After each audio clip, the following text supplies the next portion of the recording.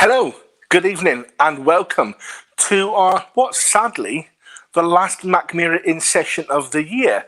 But, as always, I've got my co-landlord with me, shall I say, Richard McKean. Good evening, Rich. Yeah, we nearly got that right for the first time as well then. Very close, but yeah, hello everyone. Thanks for joining. And our special VIP... patron this evening is Eleanor Quigley from the Glasgow Distillery. Good evening, Eleanor. Hello, everyone. How are you? So, guys, tonight, as per normal, we'll just have a bit of a chat. We'll get to know a bit. Hello, Atmos VR. How are you? We'll get to know a bit more about Eleanor and the Glasgow Distillery if you've not heard of them before. Our watchers that are members of the Somerton Whisky Club tonight should be of interest to you guys as well. Slight spoiler alert: if you've not received your bottle yet, you're probably the last person to receive it. I'm normally one of the last, but mine turned up about an hour ago, so it's all good for me. We'll have a look into that. We'll have a look around Glasgow Distillery. We've got some pictures and all that sort of stuff as well to talk about. We'll dive into Eleanor's mind of the distillery. Evening, David. And we'll talk things whiskey, non-whiskey for about the next hour or so, guys. So I think we'll start off. Eleanor, welcome. How are you? I'm very well, thank you. How are you guys? Yeah, all good, pal. Thank you very much. All good. I was just saying I'm very happy it's Friday and it's coming back into Christmas time, have time off work and things. So, yeah, very excited to be here in my first kind of live stream, believe it or not. Out of all this time, this is your very first live stream? Absolutely. I'm excited though. I talk obviously to lots of people about the brands and different events and things, but virtual kind of streams new for me, obviously new for a lot of people this year. So, yes, very excited. Well, thank you for joining us. Definitely. So, Rich, what have you been up to this week, my friend? Work is, as you can imagine, the whiskey business is quite busy this time of year. Lots of gifts to be given and drams to be had. Mostly virtually, I guess, at the moment, if you're sharing times with a friend. But busy as I'm sure you have been, Mick. Just trying to talk to people and get orders sorted and stuff. Yeah, and then, getting those last minute orders in, getting the last minute bits of shopping done. Yeah. That. So I haven't actually done. I don't think I've got any friends or family hopefully watching any of this tonight. Although there might be one or two. But if you're watching, I've got your present already, but I've still not got anyone else's. I thought you were going to stop your sentence there. I don't have any friends or family. Just stop your sentence. I'm glad, Rich. Do you know what I mean? For your own mental health, that you carried on that sentence. Do you know what I mean? Yeah. Well, there was some truth in it. In the end of it. Oh, brilliant! So tonight, guys. Like I said, we'll be talking to Eleanor. We'll find out a bit more about Glasgow Distillery. We'll look at the new release Somerton bottle as well. Also, guys, don't forget, so this is not our last show of the year. We have our Christmas show with myself and Gareth on the 29th, where we'll take you through 4 very interesting drams. We've nicknamed it our Umlaut show, because every single dram has got at least one umlaut on it. That's the 2 wee dots above the O, or an A. And so we've got Motorhead, we've got Winterglud, we've got Shushbashruk, and we've got a single cask as well, guys, okay? Those packs are available now for $29.95 from www.mackmyra.co.uk. And then tune in to see me and Gareth and dram along with us on the 29th. And then our first show, I believe, of next year, Rich, we've got our AI show. So 6th of January is World Technology Day. And as most people know, we've got an AI whiskey called AI01. So we'll go through that. We'll talk through that and how that come about and the process for that. Hi, Martin. How are you? So, but without further ado, I believe that's just about 6:05, and it's time for me and Rich to get the round in. So, guys out there, let us know what you want to drink, what you're drinking, etc., and we'll let you know what we're drinking. So, Eleanor, as our special VIP patron this evening, what have you got in your glass tonight, my friend? So I'm drinking the recent release of 1770 Peated from Glasgow Distillery, Peated Rich and Smoky. It's the kind of ongoing release after release number 1. I started my whiskey journey recently, but I kind of started off with sweet whiskies and now I'm loving peaty ones. So this is one of my favourites of all the whiskies at Glasgow Distillery. So yeah, drinking it and smoking. So when that first came out, not that long ago, I bought 2 bottles of that like I would normally do. I'm needing another bottle of that, Eleanor, so we'll chat later, but I've not got any of those 2 bottles left. That's how nice it is, quite frankly. What about yourself, Rich? What you got tonight?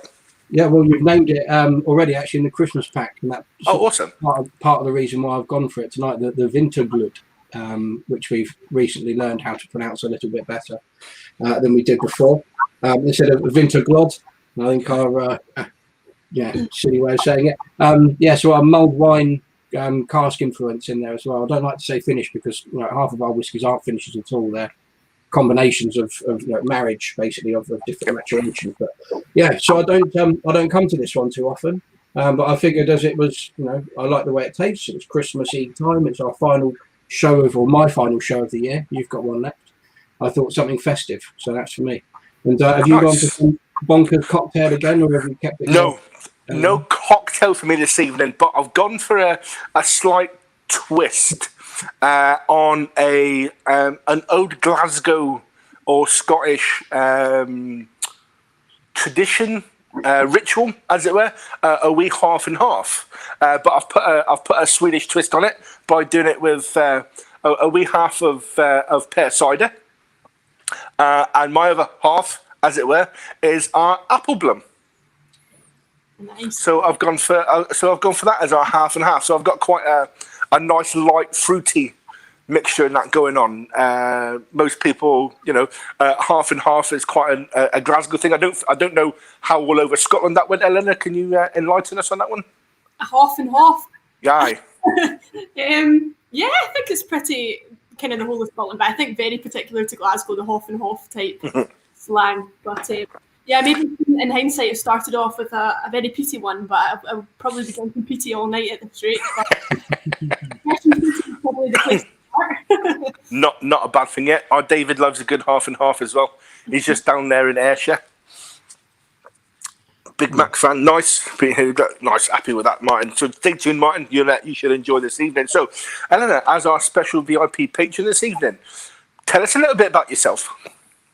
So, hello, my name is Eleanor Quigley. I work for the Glasgow Distillery, as you all know.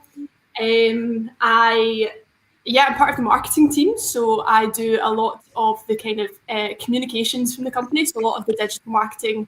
I've got Glasgow Distillery has 5 individual spirit brands, so I've got about 19 social media channels to keep up with, and I do a lot of the PR and just the general communications from the distillery. So I've been at Glasgow Distillery for nearly 3 years now, which as a kind of younger distillery, that's quite a long time in terms of the lifespan of the employees, and so it's been amazing. I think when I started, we hadn't even launched our first whiskey. So when I started, we had the Mackmyra Inn, and from there, since being there, we've launched our 5th expression of Mackmyra Inn, our range of 1770 single malts, our Bandit Club rum, our range of vodkas, and our new blended malt whiskey that just came out. So it's been a crazy time to be part of the marketing team, especially this year with obviously COVID.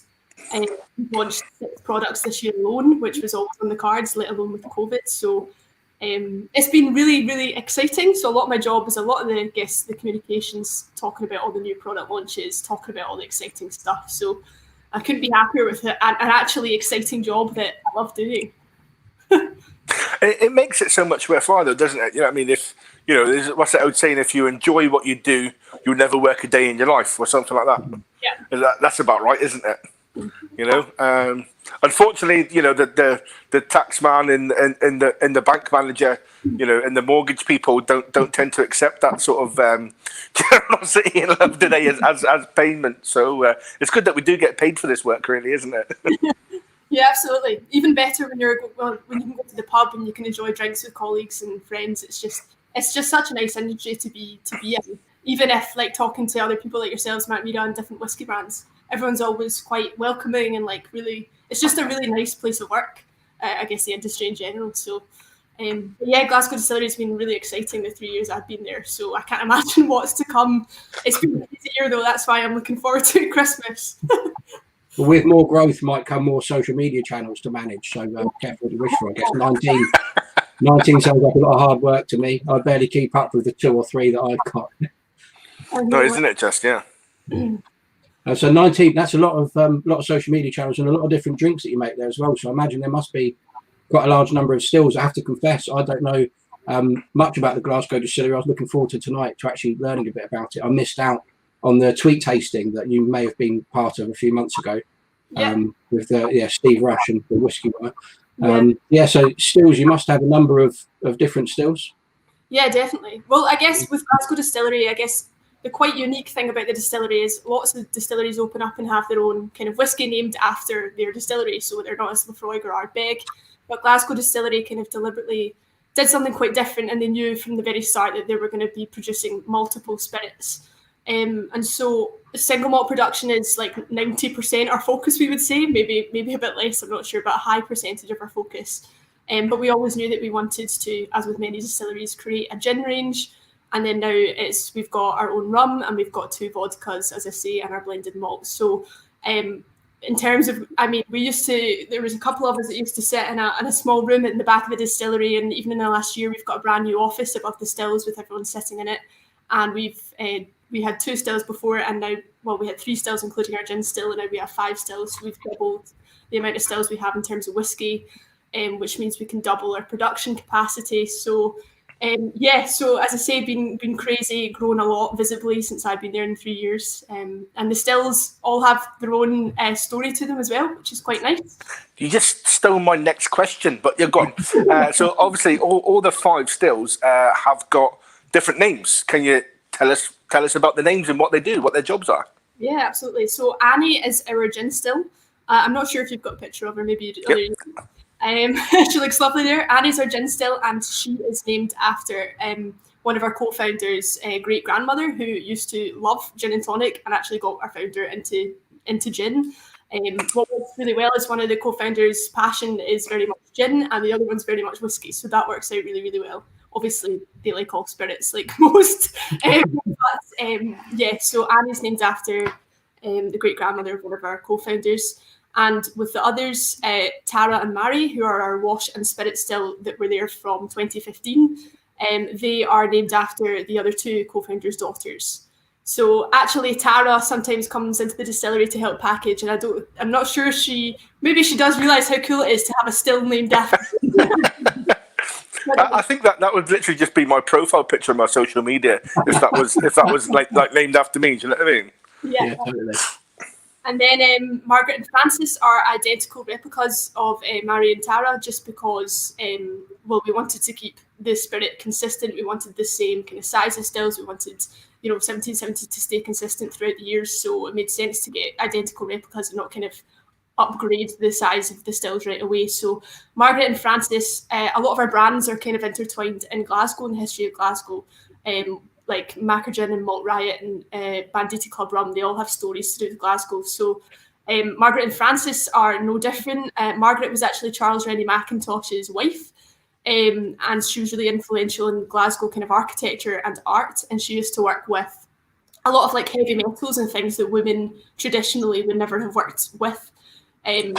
She's a bit of an underdog. Like Charles Rennie Mackintosh gets all the kind of fame.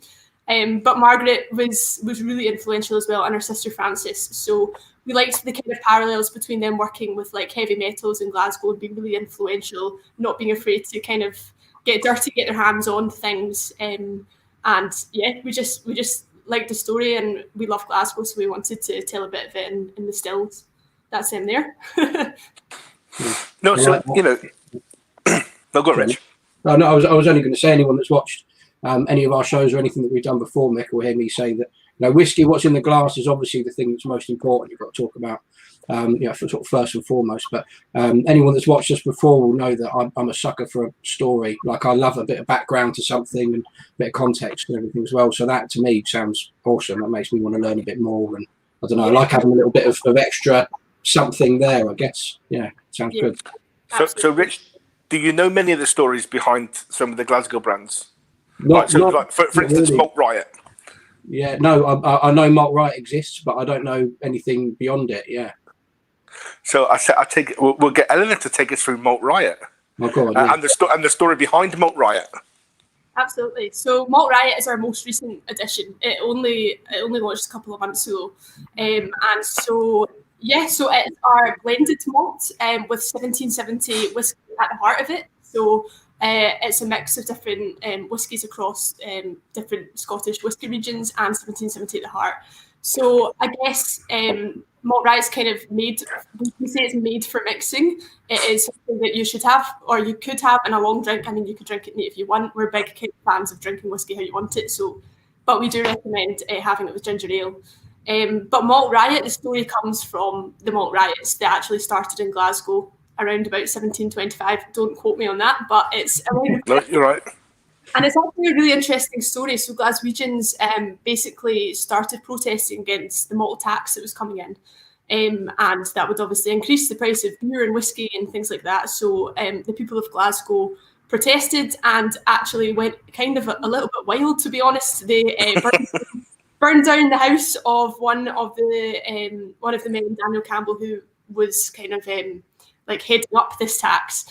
And in a bizarre twist of fate, I guess, he was recompensated for all of this, and he actually went on to buy parts of Jura and Islay, and then ignited the kind of global whiskey production as we know it today. Yep. So from a small Malt Riot that was started by Glaswegians and spread throughout Scotland, it was quite a cool story. It's quite cheeky as well, and just kind of fitted our blended malt really well. So that's probably one of my favourite stories, because of a few cheeky upstart ruffians that got a bit wild in the centre of Glasgow, we now have this whiskey industry through Islay. Do you know what I mean? And that's basically how it started, like Eleanor alluded to there. And I love that twist of fate. So they kicked off about the malt tax because of what's going to cost them for their whiskey and stuff like that. But in turn, that strange twist of fate, they actually, obviously they didn't mean for this to happen because nobody could have predicted what happened. But then this big boom happened then from Islay and all over the place, and it was just, it was one of those really weird. You couldn't have planned it if you tried, sort of twist of fates, And I think I love the story. I love the story. But obviously, you guys come in for a bit of stick on social media when Malt Riot was launched, didn't you? I think it was. It's been hard. It's just quite bad timing, obviously, in terms of the riots that were happening. And obviously, this has been in the running. A product launch is always in the running for years ahead of that. So it was just, I guess, not great timing. We actually held off of the launch. We kind of put the feelers out, and then we were like, let's hold off. So we did hold off a couple of months, and it was better taken a little bit later on. So it was nothing to do with anything that was going on. No. It's just interesting. I mean, some of the comments that it attracted, just the typical people that sit there and don't actually read into it or are knowledgeable about the whole process of a product launch and, how much planning and money and stuff like that goes into it. Do you know what I mean? Because, Hannah, I can probably definitely guarantee that it wasn't just done on a whim and go, oh, there's some riots happening. Do you know what? Let's bottle up some of this stuff. We'll call it Malt Riot and bang it out the door. We'll make it clean or whatever. Brilliant. Not a problem. No, it doesn't quite work like that, does it? I know that's the thing with my job as well. I mean, I guess I'm heading up 19 social channels, so I guess the downside of that is you see the amount of people with comments. Not that we get a lot, but I mean, even just in general, you see a massive amount of comments, and some of them are ridiculous, to be honest. But I guess that happens in social media. Well, it's good. So you said that the malt tax is coming in, because I know in Ireland they started using unmalted barley to avoid, paying tax on the malt. Is this the same period of time that began? I'm actually not entirely sure, but I mean, it would make sense. I think it's imposed for quite a while, so I think they were probably trying to find ways around it, as many people did at that time. I think that's fascinating. It jump-starting the Islay whiskey industry. If that's the case, that's I've never heard that before. I think that's fascinating. Yeah, it's a great story. It's one I definitely recommend reading up on. Honestly, it's fantastic. So, Eleanor, obviously, another great wee story, which I only found out about very recently as well. and that's Banditi rum. So where did the name Banditi come from? So again, similarly in Glasgow, the Banditi rum, so the Bandit Club, were an actual real life club.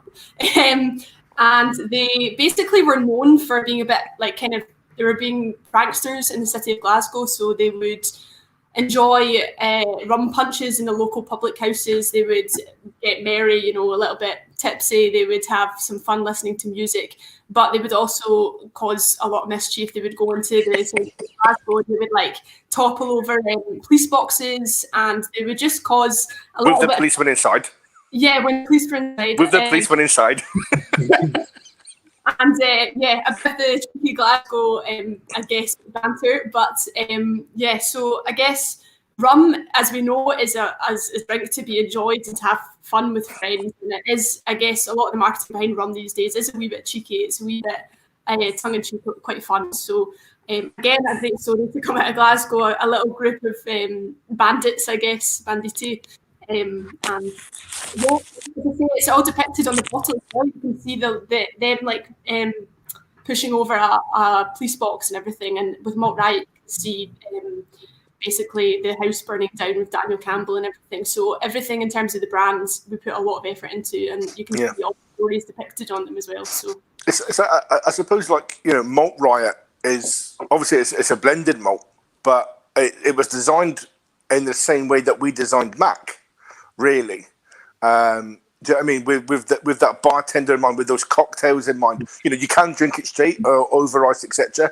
There you go. Martin's got a shopping craze on the Glasgow website. Fantastic! Don't forget Mackmyra.co.uk, Martin, as well. Okay, do you know what I mean? It's not about the Eleanor show. Okay, it's us as well. They're very adorable. So they are. In all fairness, they are pretty cool. So yeah, and like you're saying about the stories on the bottle, we have that with Brooks. So I'll just reach behind me and get my Brooks bottle. We've got the story of Mackmyra all around our Brooks bottle, basically. Our first still, the welding set to put the first still together. We did have a skier on the bottle, very first of all, because obviously our founders used to meet once a year in a ski lodge in Salem. They went to university together and that sort of thing. We had a skier on the bottle, but that attracted some negative attention from the Swedish government because they don't like to associate alcohol with sports. So we had to put anything really. So we had to put a sticker over the skier, and then on the second batch and going forward, the skier come off the bottle altogether. But the Gravity Distillery's on there, the Brooks Distillery's on there. There's juniper berries and all sorts of stuff. So the Brooks bottle tells the story of us as well, really, doesn't it? So I do like the way that bottles tell stories of where they're from.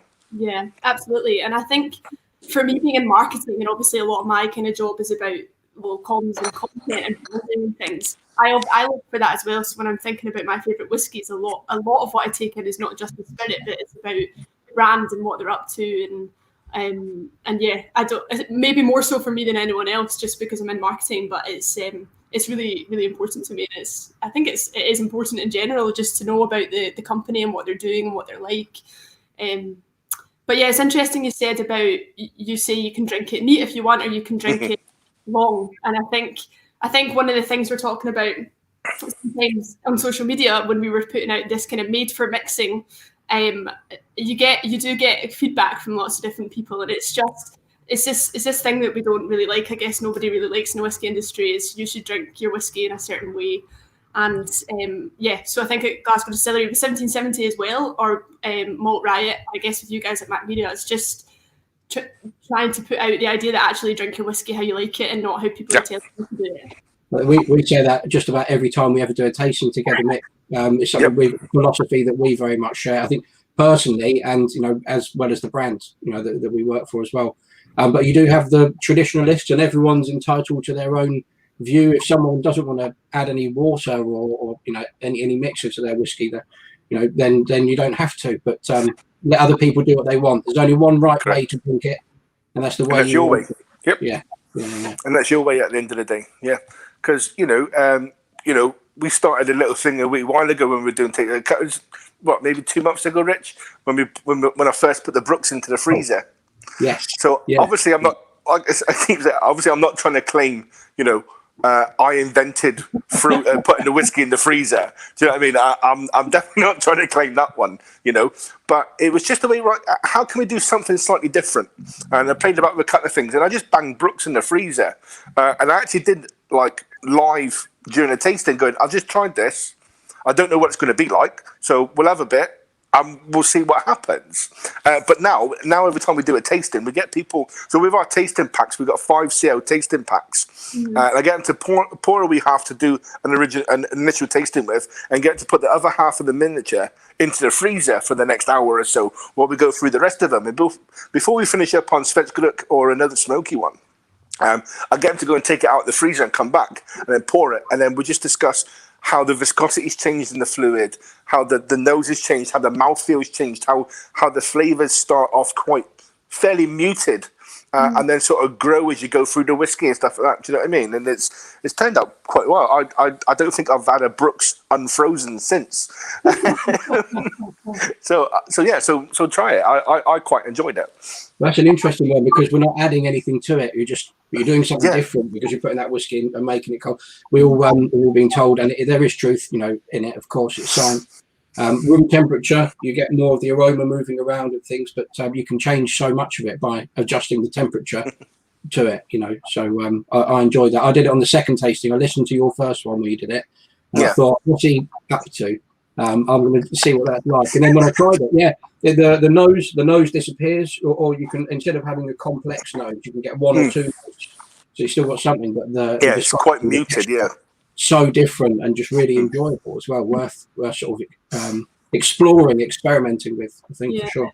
I actually I've not had many, because I'm not necessarily new to whiskey. It's been 3 years, but I had one of my few single casks recently at cask strength, so 63% or something. But I mean, that's a great example of a whiskey that you really can put drops of water in it to get everything out of it. So that was the first time I properly realised, like, sometimes the importance of water, because I might not have gotten anything at my first I might have just got sheer alcohol, So, absolutely. That'd be an interesting one. Anything sort of in the low to mid 60s to put in front of somebody that says you should never add water to it. And just see what they think. I'm sure there are plenty of people around that can drink it without, and there are certain whiskies that I've got a 62% Letchik behind me that I've never added water to. I experimented after my first dram, but I've never felt like doing it since. But most of them, I think 60 plus, for me, they could do with a drop or a splash. Yeah. Normally, yes. Normally, I couldn't disagree with that, because not just for the flavour aspect, but you're drinking something that's 60-odd%. That is like wow beans. Do you know what I mean? In a game, when you get up that high, even like 1% either way makes a massive difference on the play of the whiskey and stuff like that as well, and how you feel about it. So obviously whiskey needs to be a minimum, or has to be 40% or above to be a whiskey. Regardless of what region or what country you're coming from, that's regarded as the law, as the minimum. But you think about 40% ABV spirit, and you go, that's crazy mad, right? Even to start off with, that's really high. And then you go up and you go, I'm just going to have a nice sweet 35ml dram of this at like 62%. And you're like, are you mental? You're not going to do anything with that. No, mate, I'm just going to have this. Oh, Jesus. It was funny, because when I first was in the distillery and I did a bit of a tour myself, I tried the new make spirit at 63.5%. But that's something that I can easily drink. For some reason, it's so fruity. Yeah. I can easily drink it. And I remember when we did do a few tours, we don't these days, because there's not a massive amount of space, hopefully in the future. But when we did do tours joint with the Tenants Brewery in Glasgow, people would come, and when you say, "Oh, would you want to try some new make spirit?" they would immediately, as 63.5%, immediately it was like absolutely not. There's no way I could drink that, especially if they weren't whiskey drinkers, and they were there for the gin or something. But once they tried it, they were like, "That's so surprising! It's so fruity. That's really strange." We've got the same thing, Mick. We've got quaffable new make. I've probably tried between sort of 12 and 15, I think, in the last handful of years, and there's only 2 or 3 that I could I'd want to return back to. So it's interesting. So I'll be up for trying some of that, Eleanor. If we can, if we're ever allowed to come to Scotland and get to consider it, it might be nice. I don't know if that's something that you do, or have to speak to someone. We can do it for special folks. Unfortunately, we can't do proper distillery tours, I guess, because it's so busy. But again, that's something for Glasgow Distillery in the future to have. The good thing about being based in Hillington, which is where we are, is it's in like among industrial estates with lots of space. So there's lots of space in the future for maybe cask warehouses on site, and we've got a cooper at Glasgow Distillery as well. So it's fascinating to watch a cooper in action. So whether or not that kind of goes into a cooperage and things like that, hopefully we can have a visitor centre as well. So ladies and gentlemen, you've heard it here first. Glasgow Distillery are going to start to expand. I can't wait. Liam will be watching this going, what has she said now? What has she said?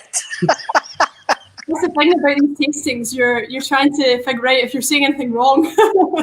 Yeah. So Mickey and I joined about 3 or 4 weeks before lockdown came in. So we've Mickey's worked in the whiskey shop before, and he's been in whiskey. This is my first whiskey gig, so I've been recorded from like 3 weeks into a new job. So I've been especially, and now I feel a lot more comfortable. But the first few months, I was terrified that I was saying something wrong or incorrect, in however you want to look at it, all sorts of different incorrect ways you can say something. I sympathise with you. But, that's a good question from Kevin there. So obviously you just mentioned that there's potential to expand at Glasgow to maybe do your own on-site storage. Yeah. Where are your casks stored? Where are your maturing casks stored now, or is that a secret? No, not a secret at all. I mean, so Hillington is basically a big industrial estate for people that know it. So they're stored in a bonded warehouse, literally 3 minutes drive down the road. So it's really, really close. So, I mean, there's not a massive need for one right next to us. I think the thing that we would like to do in the future is when people bought casks in the past, it was a bit more difficult to get samples and get them to, some people want to visit their cask. With a bonded warehouse, it's quite difficult. Well, I think it's quite difficult in general, but it would maybe be good to do some sort of cooperage or some sort of storage that's a bit closer, but it's still very, very close. 3 minutes is close, I'd say. Yeah, it literally takes about 25 minutes to walk from one end of the Hillington Industrial Estate to the other end, Rich. Do you know what I mean? So yeah, that is really close. Absolutely. Someone's saying they're tasting rich and smoky, so am I. So, nice. Yeah. Nice.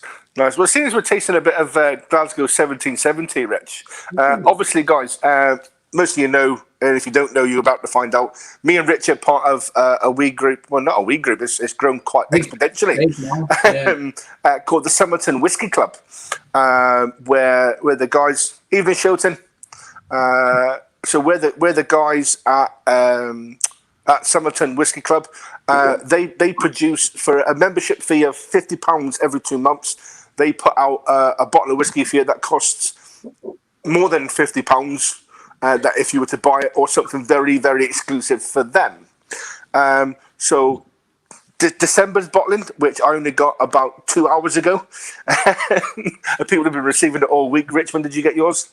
Oh, I got mine about 2 weeks ago, Mick, because I'm very special. And they said, "Don't even start. Don't even start."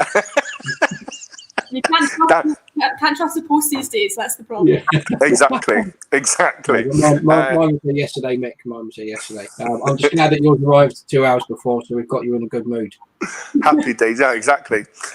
So me and Rich are actually going to unbox and open our Somerton bottle from this month, and as you can see there, it's a 1770 bottle, which is great picture. Great picture. Isn't that beautiful? So one thing that I've always really enjoyed, I've always been a Glasgow Distillery fan since the first bottle came out. One pet peeve of mine about it, but we'll discuss that in a little bit. And I think you know exactly what it's going to be as well. So we're not hit on it just yet. But I've always really liked the packaging. Now, I've always been not against packaging per se, but most of my packaging ends up in the bin because I drink my bottles. You know, I'm not one for keeping things hanging around for long, shall we say. So I tend to, that's lovely box, great, goes in the bin. So I don't see the need for a lot of packaging per se. I get it stands out on the shelves, as you can see behind me. You know, things in boxes. It all makes it all look nice, and that's great for the eye and stuff like that. Do you know what I mean? But yeah, one of the good things is the quality of packaging has always struck me as really, really good from Glasgow Distillery. You know, the boxes are always quite nicely done. The design of them it's always lovely. So, what's the thought behind the packaging then, Eleanor?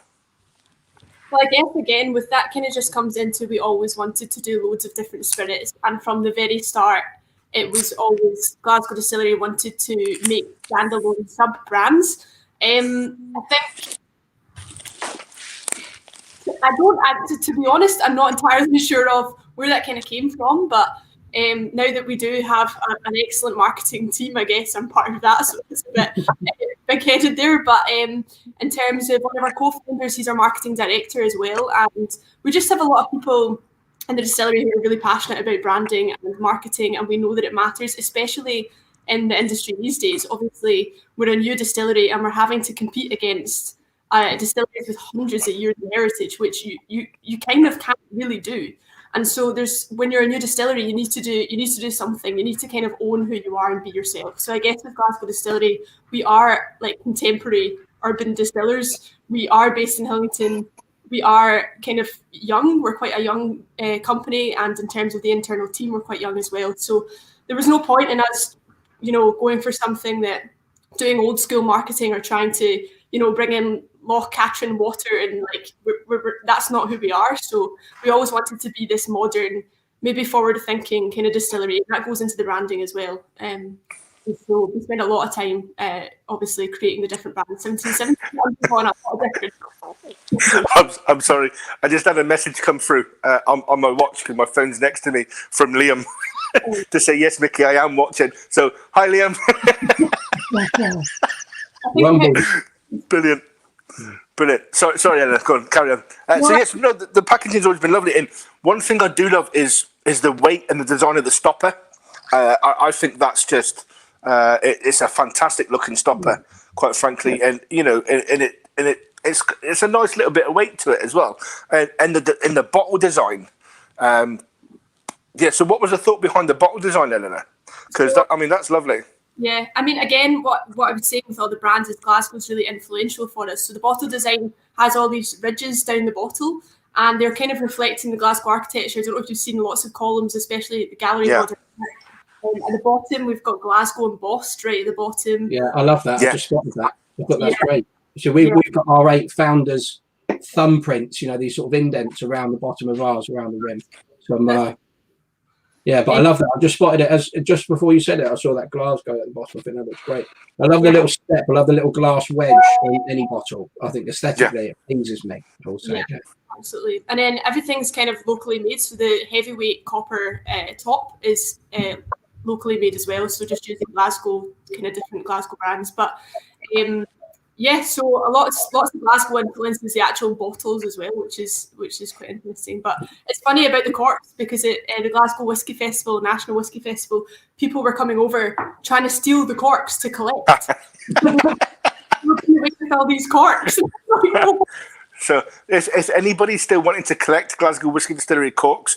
I've got quite a collection of them, just from the bottles that I've polished off. And in fact, I turned a few of the empty bottles into candles, which I gifted to Eleanor a couple of weeks ago. So they are multi-use as well. Oh no, tasting notes, guys. Okay, so.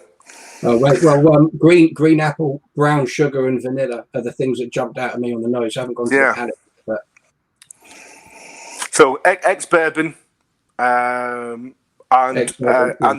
then mature, and then finished in virgin oak casks. Yeah. So which is quite unusual. It's normally a bit like the other way around, isn't it? Really. But that is quite unusual. So, but that's quite a similar thing you've done before, though, isn't it, Ella? Is that a similar sort of recipe for original? Yeah. So the first similar, definitely kind of a fresh and fruity kind of vibe. Some raisins and like berries and things like that coming from it. So I guess quite similar to our original. I know that it was a 2016 one, so. So I actually don't even have it to taste myself. So I'm just watching you guys tasting it with my peated rich and smoky. Well, that's different. That's different to the nose. There's some similarities there as well. But I had green apple, brown sugar on the last, and some vanilla. But that's like cherry penny sweets or something on the palate. Yeah. I just had to. Oh, sorry, I was only that sweetness from the ex-bourbon to start, but then the virgin oak as well. That's, you can get that in abundance, but that's balanced really, really well between the two. Definitely. Well, Dan, I'll say, I'm sure Dan's watching Somerton. Dan, good job, mate. Yeah, well picked. Well, I was going to say well picked. Good job to Eleanor and Liam and the team at Glasgow Distillery, and well picked by Dan. Well picked by Dan. Good job to the team who's put it together. Yeah. So I just had to double check the ABV on that, because now I've double checked it. That's a scary dram. What I mean by a scary dram is you don't expect the ABV to be as high as it actually is. No. Yeah. So that's actually 50.4. But it doesn't taste like it. I've had stronger tasting like 44, 45, 46s. Do you know what I mean? So that's quite dangerous. So you've got 50.4, did you say? So what cask level have you got, Mick? Because I think there was 3 casks, right? 71. I've got cask 71. I've got 72, so I'm 50.2% ABV. So very we'll do a dram swap then, Rich. We'll get that organised in the week. We'll do a wee dram swap. So Martin's saying Glasgow's new to me, just ordered to try. Looks awesome. Have dropped you a message. I was keen to find out about sustainable packaging. Nice. Bottle of Mac also ordered. Nice one, Martin. Happy Christmas, folks. Brilliant. Martin's had a right old good shopping trip to himself this evening. He's got crackers and a bottle of Mac. And, nice. Mate, you won't be disappointed, I promise you. You won't be disappointed. So Somerton Whisky Club, guys, if any of you are watching, if you've opened your bottle already, let us know what you think as well. And I think this is a good point to find out from Eleanor. So, Eleanor, obviously you work within whiskey, you work within spirits. What do you like to do to unwind? What do you like to do out of that? Out with the work. That's it. Yeah. It's because when I go to, when I see friends and they're saying, what are you up to these days? Especially this year, there's nothing else other than work to talk about. So, I suppose, yeah. There's nothing, no, but in terms of what I like to do outside of work, I actually am a bit of a food blogger in Glasgow. So I have over 10,000 followers and get a lot of free food. So get invited to a lot of kind of restaurant lunches and things like that, which is feel free to drop your Instagram handle or whatever it is, pal, so people can follow you for your food blogs. Yeah, I will do. Maybe later on. It's a lot about kind of independent places. As I say, I love to chat about independent coffee shops, and I'm a big fan of brunch and different things like that. So it's kind of showcasing the Glasgow independent food and drink scene, which is really amazing. Nice. It certainly is, yes. Being a Glasgow native, shall I say, I've lived here for 11 years now, so if that doesn't qualify me as a native, I don't know what does. Well, your attitude fits quite well with me. Your demeanour. Rich, you be careful now, son. You be careful. You'll get a lot of Glaswegian hate mail for that now. But the food scene in Glasgow is phenomenal, isn't it? You know, from the south side to some parts of the east end, obviously the west end and the city centre, and then but you got different parts of the city centre as well. You know, especially with like the addition just off the city centre of like Merchant City and things like that. You know, the food scene in Glasgow is phenomenal. It's no wonder I'm like 17 and a half stone. Do you know what I mean? It's a killer. It is not literally, obviously, because I'm still here. But no, it's and me and the good lady, we always go. So where do you want to go this evening or this afternoon, as the times are now? But we'll go out for a bit of lunch or whatever. And you go, I don't know. Where do you want to go? I don't know, because there's that much choice. It's like, well, should we go? Oh, I don't know. Or go there. Oh, I don't know. And there's just so much choice. We've actually made a list up now that we're just going, you know what? Whatever's next on the list, that's where we're going to go. And just go there. So that takes the where we're going to go bit out of the window. Do you know what I mean? Which is great, quite frankly, because with such a choice on the doorstep and easy to get to. And I guess like I've always been a fan of food and coffee, and that kind of plays in with that's been a long-term hobby. But obviously getting into whiskey and the fact that I like independent places, it's just really interesting because now I've got to discover, you know, the Bon Accord, Pot Still, I've got to discover like amazing whiskey bars, which are also independent, and it's just like an offshoot, not from the yeah. So and obviously we've got the Ben Nevis as well. Ben Nevis, Yeah, Ben Nevis, the Mackmyra. yeah. Just look, and you know, probably I don't know the Oramore. And then we got the Lismore down in Partick and things like that as well. That's probably the most predominant whiskey bars that we have in Glasgow. But there's wee hidden gems as well. So there's a pub just off of St Enoch's Square, and I can't remember the name of it. I always forget the name of it. I end up having to do a Google search, but it's just off St Enoch's Square, and it's what we call in Glasgow a proper old man's pub.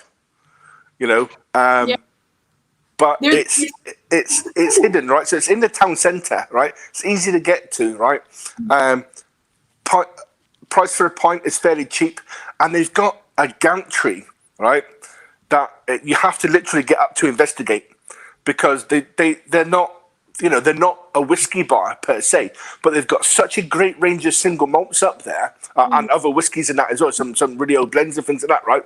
And they're really, really cheaply priced, because they're not there to advertise whiskey. They're like, yeah, we've got these bottles, and that's about it. Do you know what I mean? So if you can spy a retreat somewhere at the back of the gantry that's not been touched in a wee while, and go, oh, and you know, for something you maybe pay like 9-10 quid for in a whiskey bar.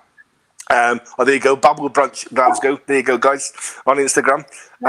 You'd pay maybe, I don't know, 2/3 of that price. So, you know, you're paying like 6 or 7 quid for a dram that might cost you 10 or 11 quid, because they don't. It's not that they don't have that appreciation. It's, you know, they're just not catering to that market. So they're just offering something on that top. And it's honestly, there's wee gems like that dotted all over the place, and I quite like finding them. Absolutely, I think they're the best type of the kind of old man pub. Ones that you go to that just have some great things on the shelves. Absolutely. So did you find your way into whiskey through work, or did you sort of found it? Where did it begin, your journey? Because you said it's only sort of the last 3 years, and that sounds like roughly when you started with Glasgow. Yeah. Yeah, I kind of started at 24, but then I think about it, I was only 24, and not many kind of 18-year-olds get into whiskey. So I guess kind of when I started Glasgow Distillery is exactly when I started drinking whiskey, and I think it's a similar journey to, I never used to like beer, and then I started drinking beer. I never used to like olives or red wine. Now that I love these kind of strong tasting, I have quite a palate that loves things that taste of intense flavours, if that makes sense. So love red wine, all these kind of different things. So whiskey naturally should kind of come as something that I like. I think for the first 1 or 2 drams, it was actually a Highland Park dram I had very first, and I hated it, and I thought, this is awful. Now I know very different, but I think the good thing about working for Glasgow Distillery and trying to get into it then is one of the first drams that I had was Glasgow 1770 Original, which is the fresh and fruity one, which is one of the best, I think, to this day. Well, one of the better ones to really get into whiskey as it is. It was a brilliant dram to start off with. And then I guess from there, my palate just kind of opened up, and now I'm really looking into more smoky whiskies.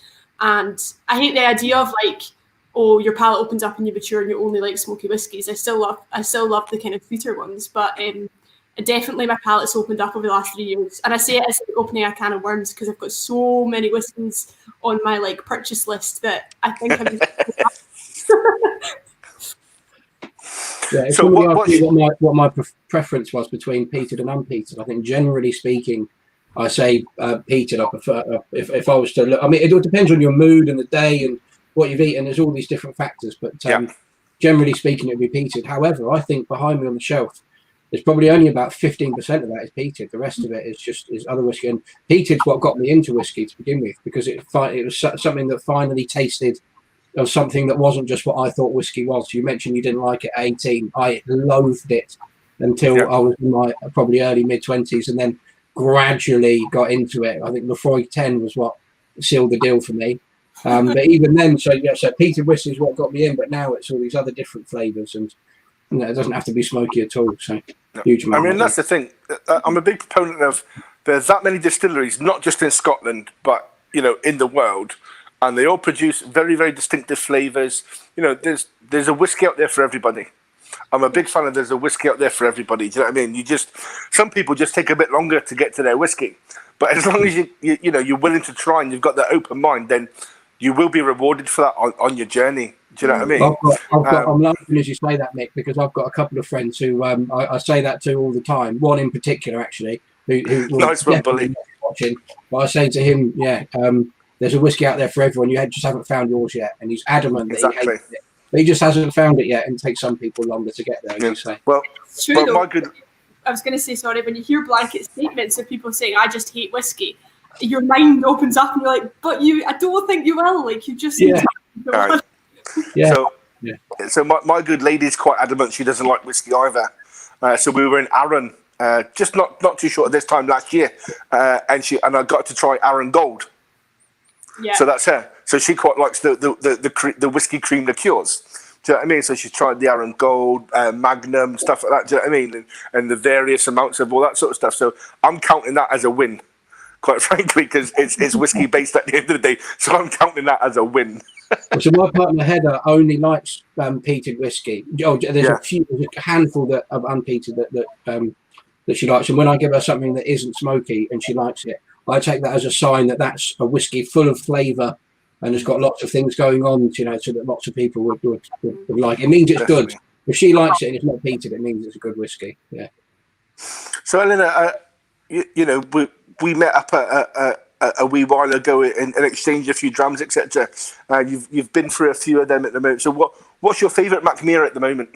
Well, I've just poured myself a Grand Tea green tea. Nice. Which I absolutely love. I think it's great. I think it's really unusual. And so, to be fair, I've only had one dram, so I've got my second dram here, which I'm excited for. I got a plethora of drams from Mickey, which is great. I still have to try some.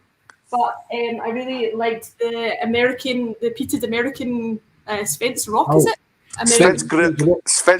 Amerikansk. Yes. That's pretty much gone nearly. So I think that is my favourite, yeah. That's another that one. Is my favourite. That's a great example of a young peated whiskey, 5 years old, exclusively matured in virgin American oak casks. Sweet and smoky. That's my jam. Yeah, it is. It's really lovely. Mackmyra, actually, what kind of caught my attention as someone in marketing is the branding, to be honest, in the first instance. I love it. I think it stands out a lot. Yeah. And Mickey, you've kind of become the name with Mackmyra, especially in Glasgow. So I think it's been really interesting to try them because they've definitely exceeded any expectations that I had. I really like Mackmyra. As a marketer, how would you improve Mickey, do you think, in terms of appearance and demeanour? From a marketing point of view, is there anything that we could work on? I'm going to leave that to the guys.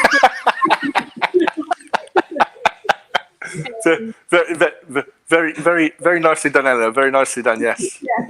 I would say I watched a bit with you guys and the Swedish Whiskey Girl, and it was interesting her pronunciation of everything because I think you guys must have a hard time, but it was interesting listening to her. Well, it can be tough. It can be tough. Mickey just said, as we were talking about the Svensk Ruk Amerikansk Iak. I was waiting to see Mickey beat me to the Iak part of it, the Ek part of it at the end, EK for oak. So I was impressed when I heard Mickey say the Iak, and it inspired me to do the same and reminded me. So, guys, that'll be last orders. So that takes us to. All right. So I think so. That takes us to our ultimate question, as we say. So, guys, please chime in with what you've been drinking, what you've enjoyed, mixing Swedish and English there. Yep. So, Eleanor, this is what we normally finish off the show with. It's called the whiskey scenario. So basically, what is your ideal whiskey scenario? What's in the glass? In fact, you know what? What's in the glass? What type of glass is it? That's new. I've just thought of that. So that's new. So what type of glass is it? Where are you? And who are you with, if anybody? Gosh, okay. Let's just do quick fire. What's in the glass? I would say Port Charlotte, Booth Laddie. Nice. Port Charlotte, I love. It's one of my favourite drams. What glass is it in? I'd say maybe a stemmed copita. Quite like the idea that you can kind of have the stem. Makes good for fancy drinking, I think. Yeah. I always think, yeah. I've got my Glencairn, but I quite like the stem, and I don't know the way it is. And then what is it? Where? Yeah, actually, the other night I went round to a friend's outdoor garden, and she had a fire pit, and we had some whiskey there. So I would say that is one of the most ideal situations you can drink, especially a peaty whiskey. So let's say a fire pit in these COVID times, and who with? Gosh, is that a celebrity or is that just in general? Anybody. You know, sometimes I feel like my ideal whiskey situation is I'm just by myself. Do you know what I mean? Just because maybe the mood that I'm in when I get asked the question or whatever, it's like, you know what? It's just nice to unplug from the world and get away from everybody, even if it's just for like half an hour or something like that. We'll just enjoy that one dram, you know. So it could be with anybody. It could be somebody famous, somebody close to you, somebody that lives next door, somebody that lives a million miles away. Somebody with us, somebody not with us, or just by it doesn't matter. I think I would. I probably wouldn't say myself. I love my own company, but I'd probably say, to be honest, it's difficult because none of my family drink whiskey and none of my friends drink whiskey, so it's only my colleagues, and I'm not going to spend my ideal situation with them. So let's say I went to International Women's Day Women in Whiskey event. There was like 120 people in Glasgow, and they were run by the Pot Still Girls, and it was one of the best events. You walked into a room full of young women in whiskey.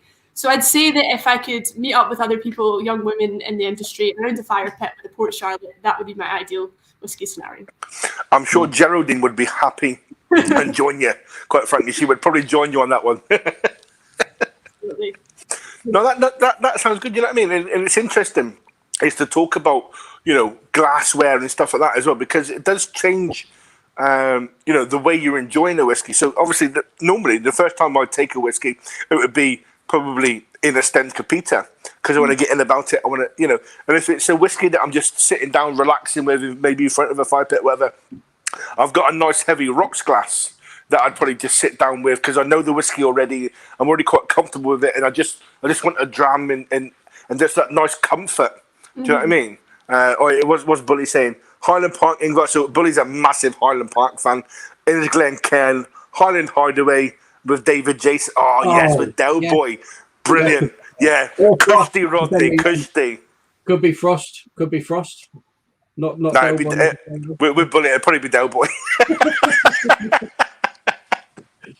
No, that's awesome. That's awesome. About glasses, Mick, I think that's you hit the nail on the head for me actually. So if I'm assessing something or looking at something for the first time, Capita, Glencairn, I don't think there's much else that you should really, you know, that one might be after.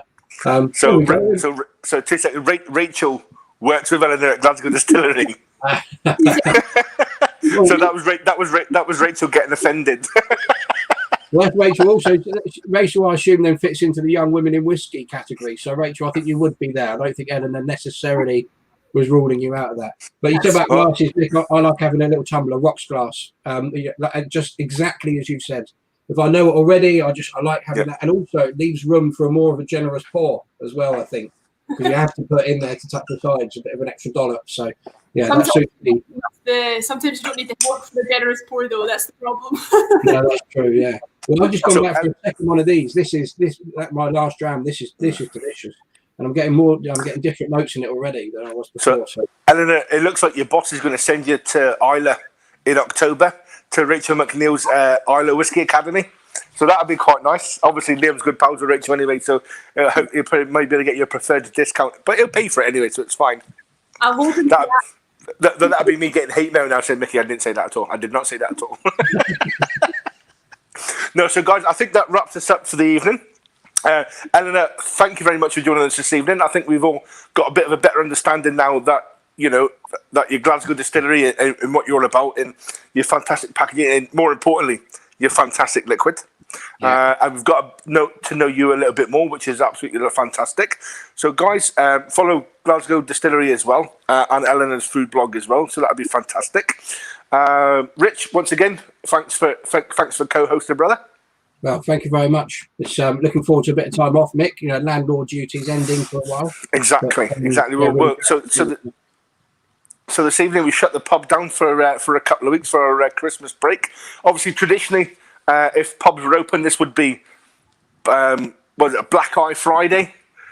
Is it in the hospitality industry? So the Friday before Christmas is Black Eye Friday, normally where works dues happen and all that sort of stuff. So I think a lot of people have been having them virtually. So hopefully you've drummed along with us this evening and avoided the Black Eye on Black Eye Friday. Fingers crossed. Yeah. Yeah, Frederick, thank you for that. Liam, Sandra. Thank you guys for having me as well. I've really enjoyed my first live stream, and it's nice to talk, as I say, with other people in the industry as well. So it's been really fun for me too. Thank you very much. I've enjoyed learning about Glasgow Distillery, that's for sure. As I said at the beginning, I knew nothing, and it's nice to get a bit of a feel, without going too far into the technicals and the temperatures and fermentation times. All interesting, but I like having a bit of a feeling for the brand, and I think you've given us that for sure. So thank you. Definitely. So guys, don't forget our next show will be our Christmas Umlaut show on the 29th. With our tasting pack that's online now. So www.mackmyra.co.uk. Get yourself involved in that. I'll be happy to see you there on the 29th. Enjoy your Christmas, guys. And if I don't see you before then, enjoy your New Year and that as well. Hope next year turns out to be a little bit better than this year went. So as a sign off from us, guys, thank you very much. Good night and Skål. Skål.